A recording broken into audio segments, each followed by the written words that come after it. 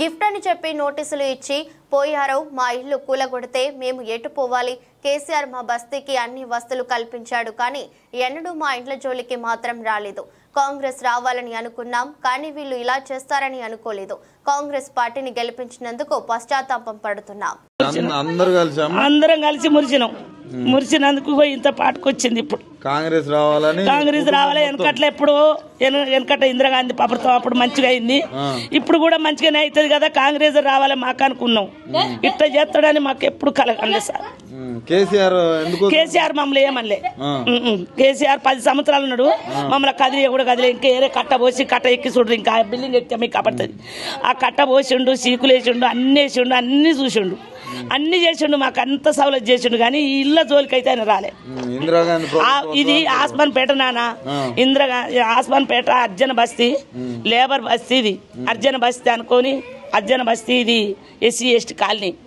దీని జోలికి వచ్చాడు పద్ధతేనా? మేము ఎటు పోవాలి? మేము పేదోళ్ళం. మా కాలనీ పేరు అర్జన బస్తీ. ఇది మీరు అక్కడ చదువుకున్నట్టే ఉన్నది. అర్జన బస్తీ జోలికి వస్తారు ఎవరన్నా? మేము ఈ గుంపు ఎటు పోవాలి? ఈ గుంపు ఎట్లా వేసిపోవాలి? ఎటని పోతాం? తాగున్న వాళ్ళు, కిరాయికున్న వాళ్ళు అంటే ఎత్తని ఇంకొకటి ఆలుతారు. మేము ఎటు పోతాం? ఎటు పోయినా వాళ్ళకి ఏ దారైనా దొరుకుతుంది, మనం ఎటు పోతాం? అంటే కుటుంబం అందరు కలిసి కాంగ్రెస్ రావాలనుకున్నాం,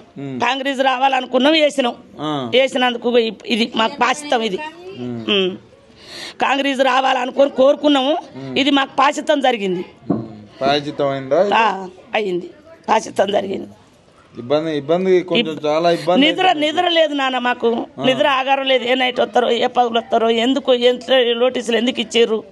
మా ఇండ్లకి ఎన్నడూ లేదు నోటీసులు, ఇప్పుడెట్ట ఇచ్చే అన్న దమంత పడ్డది. ఇన్ని ఏళ్ల కాంచి ఎవ్వరు ఇట్లా కాగితం ముక్కిచ్చిన వాళ్ళు లేరు. మాకు వచ్చి ఏమన్నారు?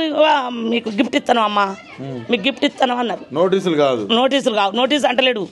మీకు గిఫ్ట్ అమ్మ, ఇది గిఫ్ట్ వస్తుంది, వాసన వచ్చే గిఫ్ట్ వస్తుందమ్మా మీకు అని అన్నాడు. ఏం గిఫ్ట్ అయ్యా అంటే, అడుగురమ్మా ఆయననే వచ్చిన మమ్మల్ని దోలిన ఆయన అడుగురి అన్నాడు అని ఇచ్చేసారు. పోయారు. ఎవరు కొంతమంది తీసుకోకున్నా కూడా గేట్లో చొక్కారు. అంటే ఇప్పుడు గిఫ్ట్ అంటే కూలగొట్టడా, నోటీసులు మరిగా గిఫ్ట్ అన్నాడు అంతే. ఏంది బాబు ఎందుకు ఇస్తారు మాకు అని అంటే, గిఫ్ట్ అమ్మ మీకు అన్నాడు అంతే.